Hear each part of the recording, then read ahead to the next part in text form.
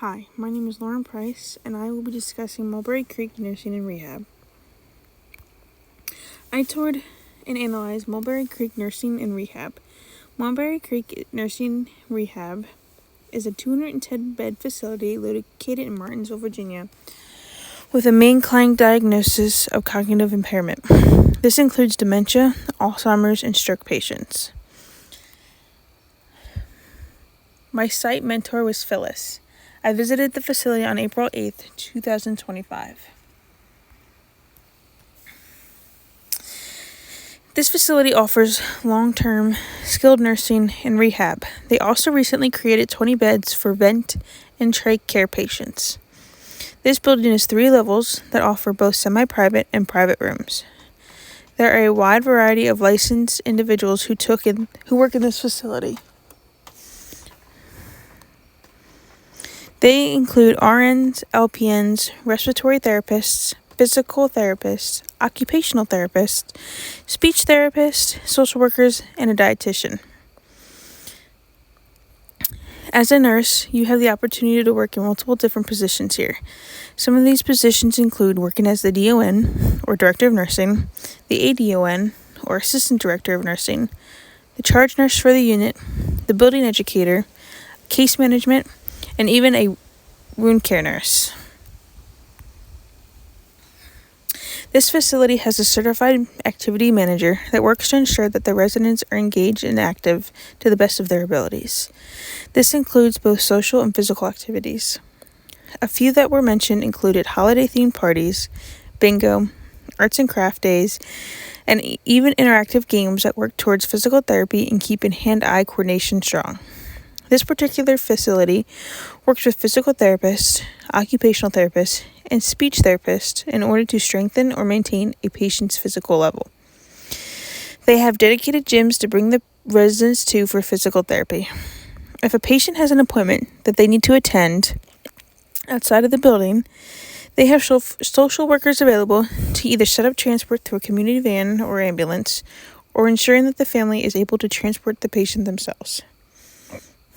This facility has a nurse practitioner available Monday through Friday. They have their own exam room that residents can go to if need be. Other professional care that is provided by the facility is IV therapy and wound care. They do not offer dental or eye exams or podiatry. Those are all outpatient appointments that need to be made. Mulberry Creek is licensed with the Virginia Department of Health. They were last inspected in 2024 and are licensed from January 1st, 2025 to December 31st, 2025. They did pass and are authorized to operate this year. This facility participates in both Medicaid and Medicare. A semi-private room is $218 a day, while a private room is $252 a day. Depending on the insurance, a resident is able to have their bill either partially or entirely covered. The patient may accept visitors from 8 a.m. to 8 p.m., but can be flexible as long as the facility is contacted. The visitor must sign in at the front desk, including their name, date, and time of visit, and who they are visiting. The visitor may spend the night with a patient overnight as long as they have prior approval and that the patient is in a private room. If they want to leave the facility during the day or overnight, they need to ensure that they allow the facility notice and sign them out, and they're signed out in a sign-out book to ensure that everyone knows where the patient is. The resident is also allowed any personal items they would like in their rooms, including dressers, clothing, recliner chairs, personal items such as pictures, keepsakes, and hobby items, as long as they don't impede on a roommate's space or create a fire or safety hazard. The building itself from the road isn't the prettiest or the most eye-catching, making it less desirable from the outside. However, it is well kept. There is nice landscaping and fresh flowers, so the landscaping helps with its appeal. However, when you do walk into the building, you get a welcoming and receptive building that starts from the front door. The staff is helpful and kind, and while walking around, they were that way with their residents as well. it was easy to tell that these staff members really care about their patients and there's a good relationship between all. The patients were clean looking and well taken care of as I passed through. The building itself was also very clean. I did not notice any dirt, trash piled up in any places. The floors were clean and the building didn't smell, which is a big deal for a nursing home. While the safety-wise, because this is a multi-level facility, there were wide staircases and rescue stretchers and chairs to be used in case of emergency evacuation. The showers, bathrooms, and hallways all had grab bars and handles for the patients to use. There are even shower beds and an accessible tub that can be used for the patients. There are fire extinguishers and sprinkler systems. There are multiple common areas for the patients to spend time with their families and visitors. They are clean and have plenty of seating for everyone. These common areas are also serve as gathering spaces for the residents when they aren't accepting visitors. There are puzzles, televisions, and with many movie options and various streaming options, card games, magazines, and even a little library area. There are times when there are concerts, magicians, animal encounters, and holiday parties in these common areas as well. The facility gets church volunteers who bring communion for residents, and they even have service once a week. There are also high school students who volunteer and come to interact with residents and keep them company. Meals can either be served in the patient's room or in the common area. It really depends on the patient and their ability to either come out to the common area or not. The National Library of Medicine defines the standard of care as a benchmark that determines whether professional obligations to patients have been met. Failure to meet the standard of care is negligence, which can carry significant consequences for clinicians. When it comes to standards of care, Medicare conducts health inspections for nursing homes. When they do these inspections, they inspect a wide variety of aspects within the nursing home. In order for the nursing home to pass and meet the standards of care, they must ensure patient and resident safety. To ensure resident safety, these facilities need to have a good staff to patient radio. There shouldn't be 30 residents to one CNA or nurse. Nurses should be managing medication safety, ensuring that the medications are the right dose, the right route, the right patient, the right drug, and the right time, as well as ensuring that the medication is right for the patient. The facility needs to ensure that the residents are safe from physical and emotional abuse. These facilities are these people's homes, and they deserve to feel safe. Food inspections will be done to ensure that the residents are eating cooked and non-undated food. They will also look at staff and patient interaction. This will allow the inspectors to identify any body language changes or nonverbal communication that would show that the resident is scared or uncomfortable. They will assess the patient's medical records to ensure that everything is being documented appropriately, including intake and outtake and changes in patient status. They will also ensure that nobody is abusing the ability to enter other charts for personal reasons. Lastly, they will do an infection inspection. They will watch to ensure proper PPE is being used and that the staff are applying and removing it properly. They will also ensure that the staff is washing their hands at the right times and for the appropriate amount of time.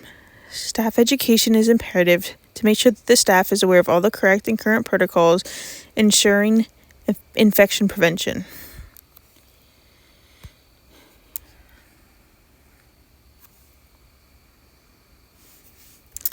When touring the facility, I played the role of an inspector and made myself a checklist of what I wanted to see based on the standards of care from Medicare.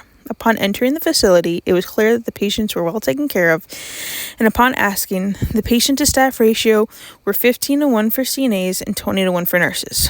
While this may seem a lot and may not necessarily be ideal, I can speak from experience when stating that this is doable and a lot better ratio than you see in many other places. The patients were all well kept and groomed. Nobody had any dirty clothing on, and the smell of the facility was fresh and clean. The entire facility was welcoming, and you could tell that the residents and staff had a family-like relationship. They all care about one another, and there was mutual respect between patients and staff. I chatted with the nurse for a little bit, and she passed a few afternoon medications. A nursing home is different because they do not have medications in a locked unit in a locked room. Instead, the medication is on a cart and the nurse has a key. There are also no scanning devices to use to ensure that you're given the right medication and dose to the patient, so it is imperative that the nurse is taking their time and double checking every step.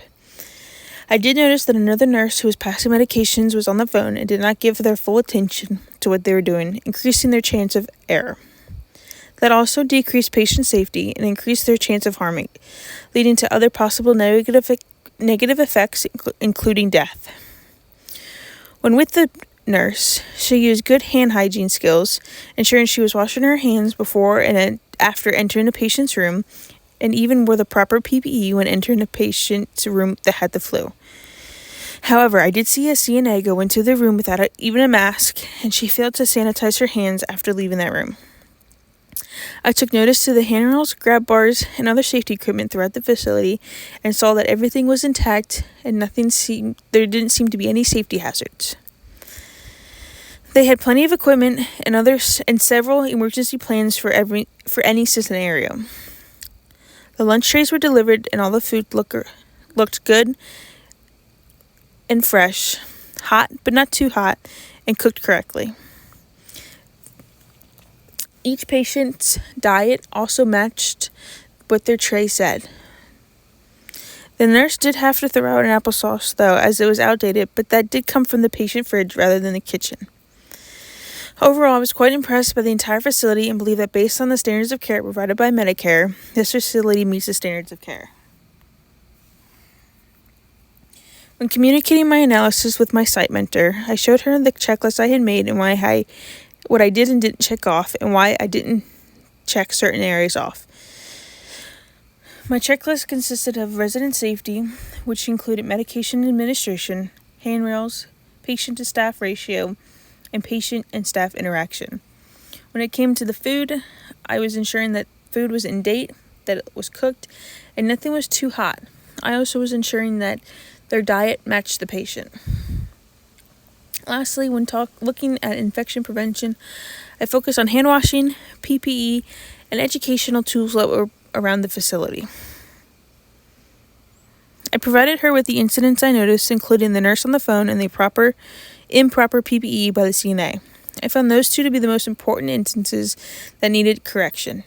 My site mentor took these two notes very well and greatly appreciated another eye taking a look and identifying these problems that could have turned into a citation had Medicare been there inspecting. I'd highly recommend this facility to those in my area, would even stay here myself. Here are my resources.